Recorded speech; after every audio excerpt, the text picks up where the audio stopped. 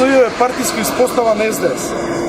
Неговата работа е селективна и има за цел да крива димни завеси и секогаш кога незината матична партија и Зоран Заев прават пазари со националните и државни интереси. Во таа насока се и селективните и тенденциозни обвиненија кои ги креираат за функционери од ВМРО-ДПМН. Целта е елиминација или особнување на ВМРО-ДПМН со цел сабење на државата. Гревот поради кој се води оваа хајка против ВМРО-ДПМН е тоа што не отстапуваме од одбрана на државните и национални интереси. Работата на СЈО нема никаква врска со правото. Обвиненијата се покренати апсолутно без било какви докази и аргументи.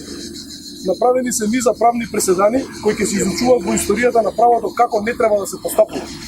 Пример, во случајот ТНТ е срушена дивоградба на Фијат Цановски. Во овој момент некој да излезе и да извери основната плоча, ќе види дека не е градено по план. СЈО решава да ги исполни желбите на Заев и политички, без докази, покренува обвиненија за случај во кој многу лесно може и сега да се провери дека е дивоградба. Фијат Цановски, коалициониот партнер на Заев, добил дозвола за да гради стаката подземно, а поради желбата да скрати од трошоци, градел само еден. Откако се соочил со законот, помнел и барање за измена на дозвола за градба, со што практично признава дека направил дивоградба. Целата постапка на рушење е законска. Ако не се рушеше, требаше да не се почитува закон. Беа направени дури 3 вештачења, сите 3 потврдија дека објектот е дивоградба и треба да се руши и дека е постапувано законски. Со цел да се направи политички спектакл, СЈО покрена обвинение за сосема законски случај, како што е рушење на дивоградба.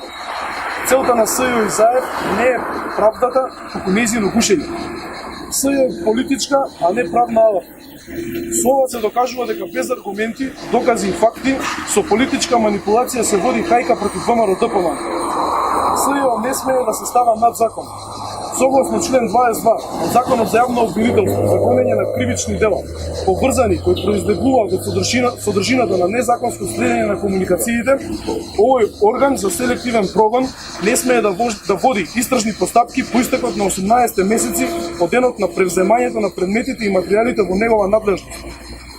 Секој нов прогон и тормозење кој СЈО ќе го врши врз граѓаните, членови на ВМРО-ДПМН, ќе биде противзаконски и ќе биде основ за одговорност на вработените во СЈО.